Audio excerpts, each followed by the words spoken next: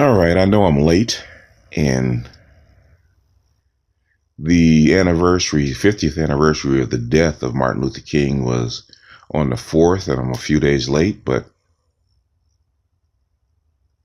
I would like to drop in my thoughts on it. I do remember when he was, because I was 8 years old, and I could remember the sadness in my mother's eyes when she was watching it. She had never talked about him. But I can remember the day the sadness that kind of swept through the black community. Even going to school, you could feel the somberness of Dr. Martin Luther King dying and the teachers talking about him. It's almost like a family member had died.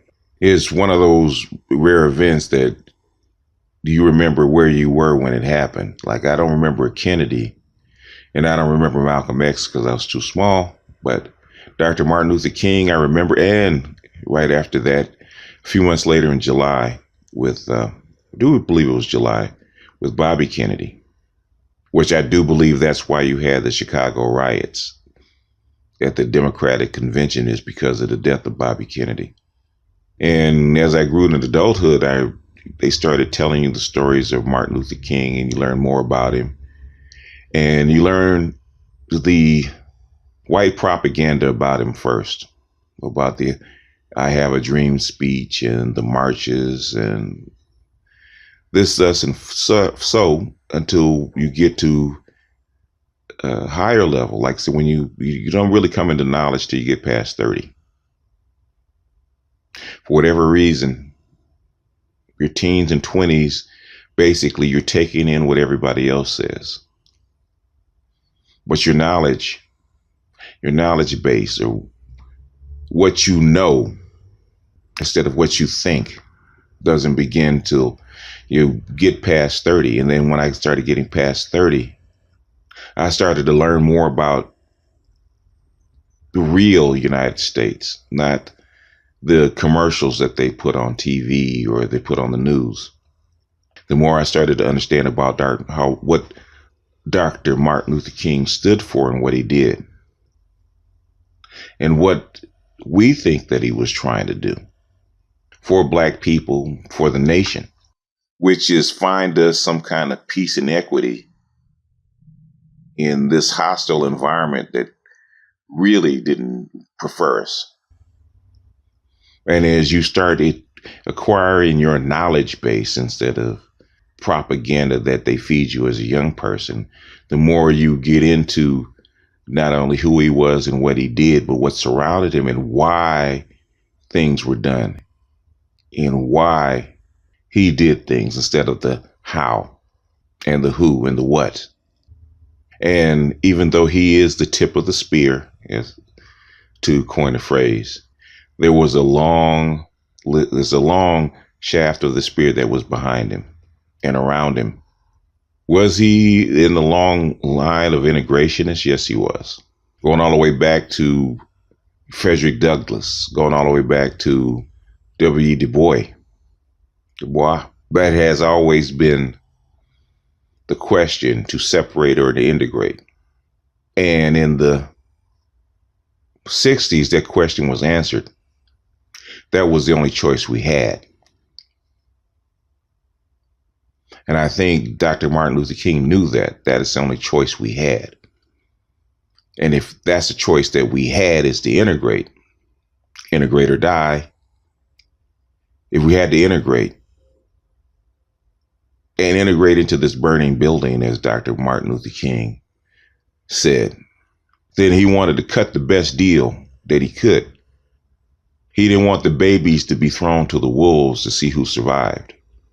He wanted a best deal forward, a best way forward for his people. And he was in the midst of those negotiations when he was cut down. And his death was not a singular thing. His death and Bobby Kennedy's death marked a change from the pro-socialist FDR era presidencies that focused on social upliftment, a social change, or a social distribution back to the old liberal, as we call it, robber baron policies that followed with Nixon, a little bit with Carter, but mostly under Reagan and Bush and Clinton, and the litany goes on.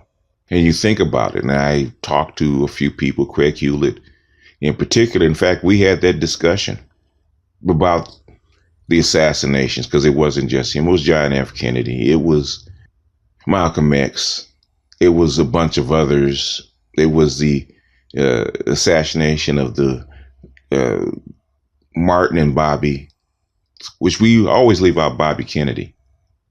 Bobby Kennedy was the bookend to Martin Luther King. He was the white version of Martin Luther King. He was the last pro-socialist. In fact, they used to call Bobby Kennedy and Martin Luther King communists, which they weren't. They were socialists. They were a different version of Fabian socialists. And for whatever reason, and it's probably too long to detail, America decided to make a change and revive the old liberalism that had existed and had bankrupted the country before. But to do that, they had to eliminate all the old regime, and Martin Luther King was part of that. Bobby Kennedy was part of that. Johnson, who did not want to be 6 feet under like the rest of them, and I do believe decided to bow out. And Nixon, who also did not want to be part of it, decided that he'd rather lead it rather than be buried by it. So the 50th anniversary marks not only Martin Luther King's death, but the last bit of social reform that the United States has had toward blacks, and for really towards whites or poor whites too. Thereafter, you can see the farmers going through crisis, the homeowners going through crisis, the shipping out of jobs, the drive for profits over everything else, the unleashed greed in the 80s, and the insane valuations of the 90s that led us to this point. So now, after 50 years, America is reflecting upon what it did to itself, what it did to its people, and especially what it has done to black people, and the utter failure of not only itself, but also its promises. So I look at the death of Martin Luther King, the anniversary of the death of Martin Luther King, as a marker, because it meant more than just we lost a black hero. It meant a big, huge change in the direction of where the United States was going, or what it meant to its people or its policies, not only to us, but also the world. And those are the seeds that we sowed back then: feminism, no-fault divorce, unbridled welfare, and all the other negative policies, family policies that went along with it. The monetary policies, going off the gold standards, so going away from Bretton Woods, the petrodollar, the reassertion of American imperialism. Those are markers. And now, 50 years later, the historians are going back over the record to see what our report card is after 3 generations. And King trying to get America to reflect on itself and heal itself and become a moral nation, not only to us as black people, but the world in general. Reflect on what did we learn or what did we gain as black people. People forget that they say integration or civil rights was a failure. It's hard to evaluate a person as a success or failure when he couldn't complete his mission. He was killed. We blame him for what he did. We forget that the man died at 39 years old. He never completed his mission. He never got the gains or fought for the goodies or the gains that we're supposed to get. He was killed and we got crumbs. Would Martin Luther King have allowed white women to take the hard-fought gains, the hard-fought concessions that he got from white leaders that were supposed to go to black men and black families and give them to white women? I don't think he would have stood for that. I don't think Bobby Kennedy would have stood for that. I don't think that Malcolm X would have stood for that, which is why they had to be killed, why they had to be eliminated, why the pro-socialist movement had to be uh, excised from the political realm and replaced by something weaker. As an old man, I reflect on that. I reflect on not the who, the what, the when, but the why. And I hope one day that some of you will reach that state and follow in my footsteps and reflect on not the who, not the what, not the when, but the why. And not only come into knowledge, but understanding.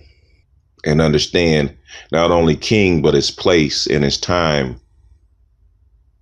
and where he fit in this great puzzle piece we called the United States and life.